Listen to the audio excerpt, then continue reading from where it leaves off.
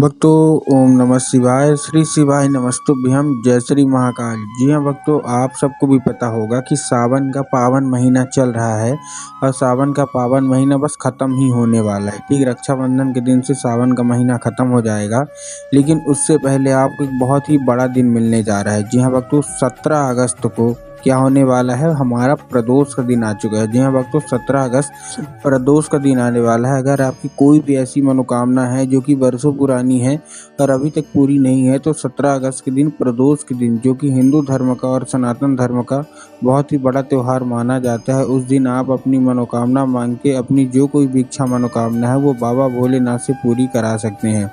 क्या करना है, कैसे करना है, पूरा आपको बताने वाला हूँ, तो बस उपाय ध्यान से सुन के अच्छे से करिएगा ज़रूर।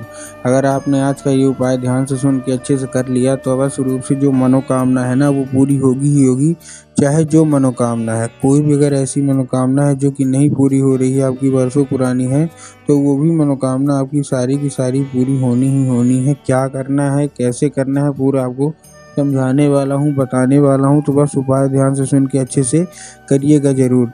देखिए, प्रदोष का जो दिन होता है ना, वो हिंदू धर्म का और सनातन धर्म का एक बहुत ही बड़ा दिन माना जाता है। पूज्य गुरुदेव कहते हैं कि जितनी मान्यता हमारी किसकी होती है, मकर संक्रांति की होती है, जितनी मान्यता हमारी होती है किसकी, जितनी मान्यता हमारी सोमवार की अष्टमी की होती है, उतनी ही ज़्यादा मान्यता किसकी होती है, प्रदोष के व्रत की भी होती है सनातन धर्म में, हिंदू धर्म में।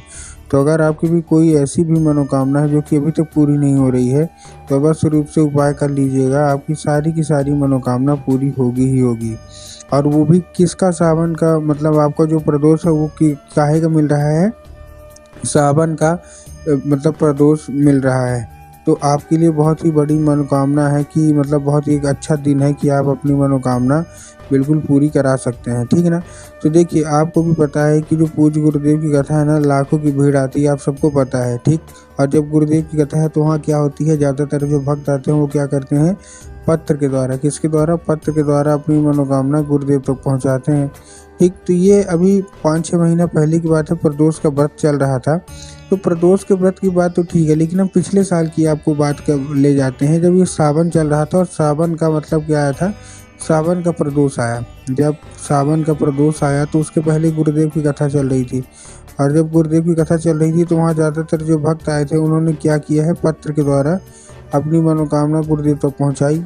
जब गुरुदेव के पास पत्र पहुँचा और गुरुदेव ने जब पत्र पढ़ा तो वहाँ गुरुदेव ने देखा कि क्या हो रहा है, वहाँ की गुरुदेव ने देखा कि जो पत्र थे उसमें लोगों की अलग अलग मनोकामना थी। किसी की कर्जा मुक्ति की मनोकामना थी, किसी की मतलब धन प्राप्ति की मनोकामना थी, किसी की कोई ऐसी मनोकामना थी कि गुरुदेव हमारे जीवन में धन की बहुत कमी है, कृपया करके कोई उपाय बता दें ताकि हमारे जीवन से जो धन की कमी है वो दूरी हो जाए, हम लोग मतलब बहुत ही ज़्यादा परेशान हैं।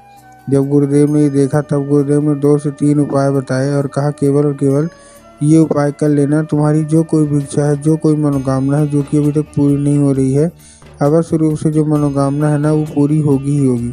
जब गुरुदेव ने ये देखा तब गुरुदेव ने 2 से 3 जब उपाय बता दिए तो लोगों ने जा के इस उपाय को घर में करना शुरू कर दिया। अब जैसे ही लोगों ने जा के इस उपाय को घर में करना शुरू कर दिया, वही लोग गुरुदेव की कथा में मात्र 1 से 1.5 महीने के बाद वापस आ गए। अब जब वही लोग गुरुदेव की कथा में वापस आए तो उन्होंने क्या किया, फिर से एक बार गुरुदेव को पत्र लिखा। लेकिन ये वाला जो पत्र था, ये आप जान के हैरान हो जाओगे, ये वाला जो पत्र था ये गुरुदेव को धन्यवाद के रूप में पत्र था कि गुरुदेव धन्य हो आपका, आपके द्वारा बताया गया उपाय हमने कर लिया है। प्रदोष में हमारी सारी की सारी इच्छा, सारी की सारी जो मनोकामना थी ना वो पूरी हो गई, आपका कोटि कोटि धन्यवाद। तो देखिए, जो लोग भी मेरी आवाज़ सुन रहे हैं ना, अगर आपको भी जानना है कि आखिर ऐसा कौन सा उपाय है जिसको करने मात्र से लोगों की सारी मनोकामना मात्र 1 से 1.5 महीने के अंदर पूरी हो जाती है, तो चलिए हम बताते हैं आपको आज की इस वीडियो के माध्यम से कि आपको करना क्या है, ठीक। तो बस उपाय ध्यान से सुन के अच्छे से करिएगा ज़रूर। लेकिन उससे पहले चैनल पे अगर पहली बार आए हैं और आवाज़ मेरी पहली बार सुन रहे हैं तो वीडियो कर दें लाइक और चैनल को भी कर लें सब्सक्राइब, ताकि पूजनीय पंडित प्रदीप जी मिश्रा के रोज़ नए नए उपाय जो कि मैं उनकी कथा से सुनता हूँ, श्रवण करता हूँ, सबसे पहले मैं आपको प्राप्त करा सकूँ, ठीक। अब देखिए, आपको करना क्या है। जो हमारा सबसे पहला उपाय है, सबसे पहले उपाय में आपको क्या करना है, जो हमारा सबसे पहला उपाय है, इस उपाय में ये काहे का उपाय है, ये धन प्राप्ति का मैं आपको उपाय बताने जा रहा हूँ, ठीक। काहे का, धन प्राप्ति का। अगर आपके जीवन में धन की बहुत कमी है ना, तो ये उपाय अवश्य रूप से कर लीजिएगा आप। अब इस उपाय को करने के लिए आपको चाहिए क्या? इस उपाय को करने के लिए आपको चाहिए 7 बेलपत्र, और 7 बेलपत्र के साथ 1 लोटा जल, और 1 लोटा जल के साथ 7 बेलपत्र, 1 लोटा जल और 2 से 3 बूंद गंगा जल ले लिया। अब देखिए, जो 1 लोटा जल है, सबसे पहले तो आपको ध्यान रखना है कि 1 लोटा जो जल है वो तांबे के लोटे में जल होना चाहिए। किस में होना चाहिए? तांबे के लोटे में जल होना चाहिए।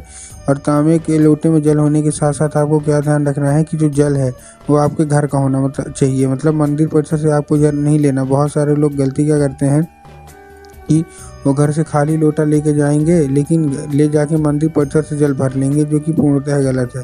तो आपको मंदिर से जल नहीं भरना, आपको क्या करना है, आपको अपने घर से जल लेके जाना है। ठीक, ले लिए। लेने के बाद आपको करना क्या है, जैसे आपने ले लिया, लेने के बाद आपको उसमें 2 से 3 बूंद गंगा जल मिला लीजिए। गंगा जल मिलाने के बाद उसमें और क्या करना है, आपको 7 बेलपत्र मिला लेना है। अब बेलपत्र कैसे लेने हैं? देखिए, बहुत सारे लोग कटी फटी बेलपत्र ले लेते हैं, तो आपको ध्यान रखना है कि बेलपत्र कहीं से भी कटा फटा या खंडित नहीं होना चाहिए। ठीक, आपको इस चीज़ का ध्यान रखना है। ठीक है। दूसरी चीज़ आपको ध्यान रखना है कि बेलपत्र 3 पत्ती वाला होना चाहिए। बहुत सारे लोग 1 पत्ती को ही बेलपत्र मान लेते हैं, जो कि पूर्णतः गलत है। 1 पत्ती के तो कोई बेलपत्र होता ही नहीं है। आपको भी पता है, 3 पत्ती मिलके जो बेलपत्र बनती है ना, वही बेलपत्र आपको लेना है। ठीक, ले लिया बेलपत्र। बेलपत्र लेने के बाद आपको करना क्या है, उसी लोटे में डाल के पहुँच जाना है सीधा सीधा शिव मंदिर।